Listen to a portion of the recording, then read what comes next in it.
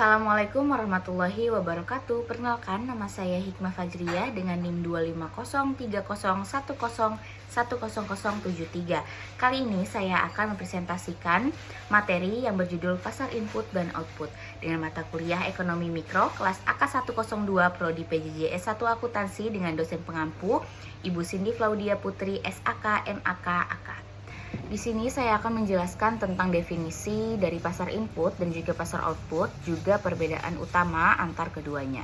Definisi dari pasar input adalah pasar yang memperjualbelikan faktor-faktor produksi seperti misalnya tanah, tenaga kerja, modal, dan juga kewirausahaan yang digunakan untuk proses produksi. Nah, sedangkan pasar output definisinya adalah pasar yang memperjualbelikan produk jadi seperti barang atau jasa yang telah diproduksi oleh perusahaan. Di samping saya terdapat diagram circular flow atau alur lingkar ekonomi.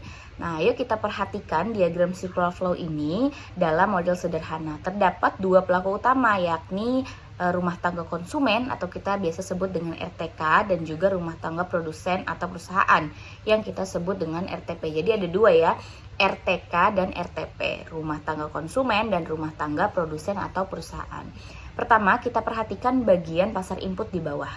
Ya, kita sebagai rumah tangga ini menawarkan faktor-faktor produksi seperti misalnya tenaga kerja, lahan, dan modal kepada perusahaan. Nah, sebagai gantinya perusahaan nanti akan membayar kita dalam bentuk upah, sewa, atau bunga yang akan menjadi pendapatan kita. Selanjutnya, kedua, pendapatan tersebut kita gunakan di pasar output yang ada di atas. Kita membelanjakan uang yang kita dapatkan untuk membeli barang atau jasa yang telah diproduksi oleh perusahaan. Jadi, uang yang awalnya keluar dari perusahaan ke rumah tangga, akhirnya akan kembali lagi ke perusahaan sebagai pendapatan mereka. Inilah yang kita sebut dengan siklus ekonomi yang terus berputar. Pasar pada persaingan sempurna, yakni dengan karakteristik banyak penjual dan banyak pembeli di kedua jenis pasar. Kalau di pasar input, harga faktor produksi misalnya upah minimum ditentukan oleh keseimbangan penawaran tenaga kerja dan permintaan perusahaan. Sedangkan kalau di pasar output, perusahaan ini berlaku sebagai price taker, yakni harga ditentukan oleh pasar. Pasar monopsoni atau input.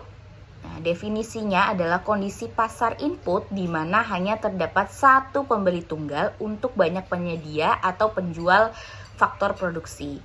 Ciri-cirinya adalah pembeli memiliki kekuatan untuk menekan harga beli input. Visualisasinya ini kerap terjadi di wilayah industri, khususnya di mana satu pabrik besar ini menyerap seluruh tenaga kerja atau menyerap seluruh bahan baku lokal. Yang kedua adalah pasar monopoli atau output. Definisi dari pasar monopoli adalah kondisi pasar di mana hanya ada satu penjual yang menguasai seluruh penawaran barang atau jasa. Dampaknya, penjual memiliki kekuatan penuh untuk menentukan harga atau penjual berlaku sebagai price maker. Contohnya atau visualisasinya adalah layanan publik yang dikelola tunggal oleh negara atau perusahaan besar tertentu. Nah, di sini saya akan menjelaskan contoh kasusnya. Yang pertama adalah contoh kasus dari pasar input atau monopsoni, yakni misalnya pabrik gula di daerah terpencil yang menjadi satu-satunya pembeli tebu dari petani sekitar. Yang kedua, kasus dari pasar output atau monopoli, perusahaan penyedia listrik atau air bersih yang tidak memiliki kompetitor di suatu wilayah. Nah, interaksinya bagaimana perubahan harga di pasar input, misalnya kenaikan upah, akan mempengaruhi harga barang jadi di pasar output. Jadi di sini kesimpulannya adalah yang pertama, ekonomi itu adalah siklus yang menghubungkan kebutuhan rumah tangga dengan kemampuan produksi perusahaan. Lalu keseimbangan di pasar input sangat amat menentukan kesejahteraan penyedia faktor produksi atau masyarakat itu sendiri. Akhir adalah struktur pasar mempengaruhi efisiensi dan keadilan harga bagi konsumen maupun produsen. Sekian, terima kasih. Wassalamualaikum warahmatullahi wabarakatuh.